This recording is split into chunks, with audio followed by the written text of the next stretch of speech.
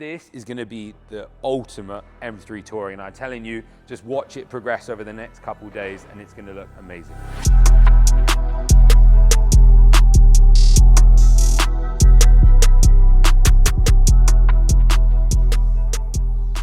All right, guys and girls, welcome to the R44 workshop. Behind me, we have Danny's M3 Touring. We have a thing for M3 Touring customers that like to make sure they have the best products on the market on their car. So Danny's car is a really nice factory spec. It looks like it's like a satin skyscraper gray. It's got full carbon bucket seats, black on black interior, probably my type of spec. There's no exterior carbon, but that's in episode 2 of this kind of video. We're gonna go crazy, but under the engine bay, we've already done a huge amount of work. We've done a stage 2 plus and a full CSF cooling package, which I'm sure the guys will just go over briefly what's gone into it. But in this episode of the video, and the main kind of focus point is on a full carbon ceramic conversion and a set of KW V4s. There are no better brake and suspension combo that I think you can put on this car. Brakes already look absolutely horrible. It's only done 7,000 miles, so the brakes visually are gonna take a step up, but performance-wise, these are carbon ceramics. They're factory carbon ceramics. We sell them as a kit, comes on a pallet from BMW. We're gonna upgrade it ever so slightly by putting some hell transparent lines,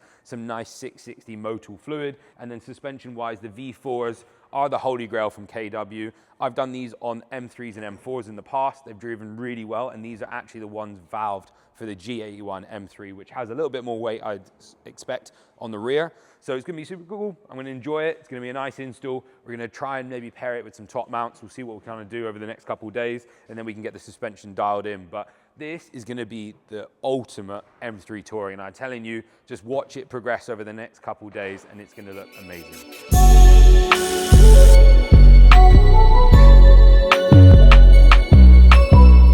All right, cool. So another day now, it's time to talk through a little bit more detail about the product. So we've got the carbon ceramic here, we've got the steel brake there, and then we've got the original front shock and the aftermarket KW V4. So the customer had some suspension springs on it. I believe that they were F80 or G80 fitment because they're super low, and I presume that's from the weight of the Touring compared to the G80. So we've got to get rid of them for sure. So the only thing that you're actually carrying over from this stock front suspension is the boot, which is going to be cut. So we're going to actually cut the perforated piece off, and this seat is going to go on top.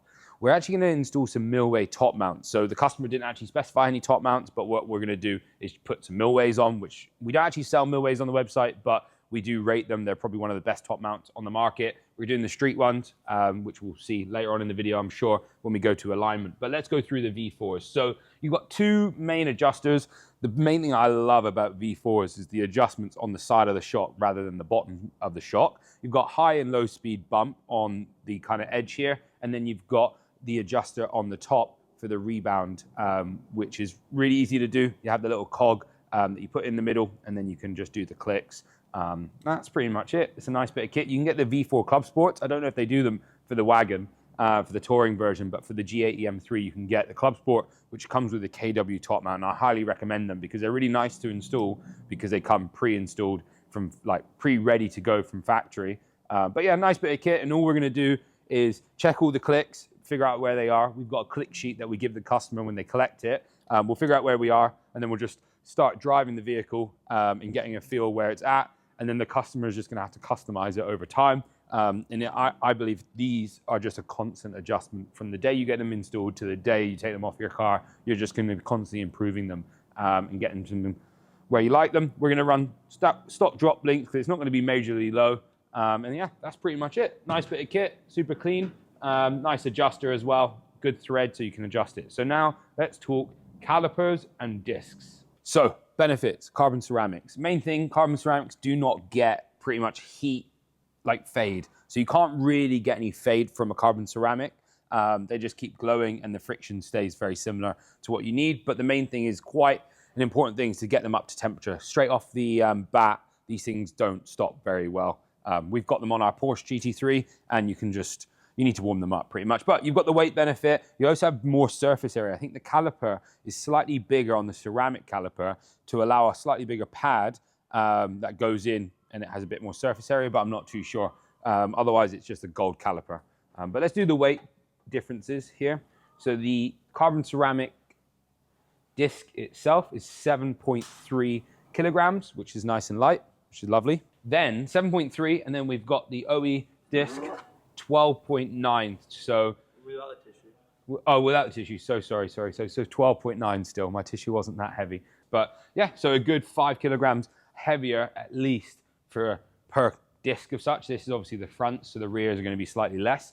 But yeah, huge difference. I think what we should do is get an overall size of the disc and see if the diameter of the disc itself is any bigger. All right, so another benefit, I believe, of the carbon ceramics that they are slightly bigger, which is increased surface, I guess, for the pad, even though we are running the same pad that we're going to run on the steel as on that we do on the ceramics. I don't really know what the difference is, but it's going to look good in your wheel for sure. So these are 380 millimeter discs from the BMW OE steels, and the OEM ceramics are 400. So a 20 millimeter bigger disc in general, which is quite cool. It's going to look good in the wheels that we're supplying for this car. But yeah, really nice bit of kit. Again, the calipers, nice. The colors, obviously, the iconic ceramic color. 6 pistons. Yeah, can't complain. Let's get them installed on both front and the rear for the vehicle, and let's get having some fun. All right, last bit of the kit, well, of the braking kit. So we've got these, the upgraded kind of backing plates, which are quite nice. They're slightly bigger, obviously, to accommodate the larger disc, as well as they've got an additional bit of cooling in there. So a nice bit of kit. You can obviously, would be quite cool to pair your ceramics up with a nice backing plate that has maybe some airflow or something to keep them cool. But obviously BMW have done their job. They know that these are going to get up to temp. These are designed to make sure the heat is dissipated in the correct way. So a nice bit of kit, which are lovely. And then we're going to pair up the whole kit to make it that bit of aftermarket with a set of held transparent brake lines for the G80, which are just braided, transparent. We always have these in stock. Wow. Fun fact from the technician that these are designed to keep a little bit more heat in, potentially keep the ceramics a little bit hotter, so they're working at that optimal temperature. So yeah, nice bit of knowledge there. And then 660 Motul brake fluid. It's a good overall upgrade from the OE fluid, pretty much. We sell loads of it. This is, I think, 500 mil. So you normally need about 2 of these or 4 of these to really flush the system out, make sure you get all new fluid, get all that air out. But yeah, let's get wrenching now, and let's get this car on the ground so we can get it to alignment and then get that carbon kit installed. You got a problem with the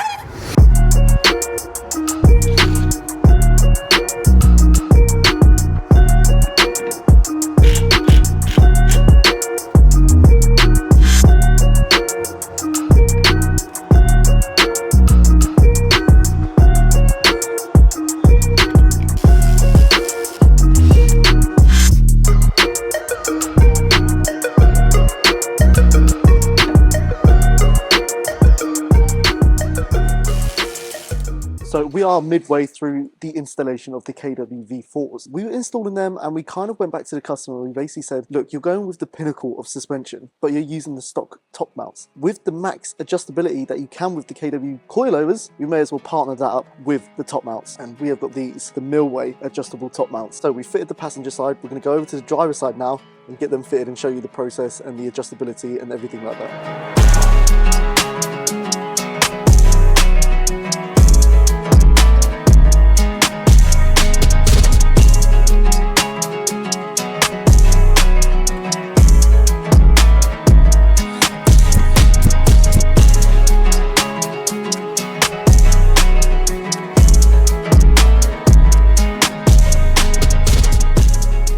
That is it for this week's YouTube video. We've done the brakes, we've done the suspension, and now this car is dialed in.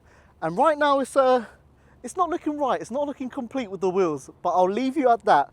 This build is not done. You will be seeing more on this build, but for now it's done. Let's go have a look at the ceramic brakes. Hopefully you can see that, but what an upgrade. Look at the color, look at the ceramic brakes, look at the fitment in the wheels.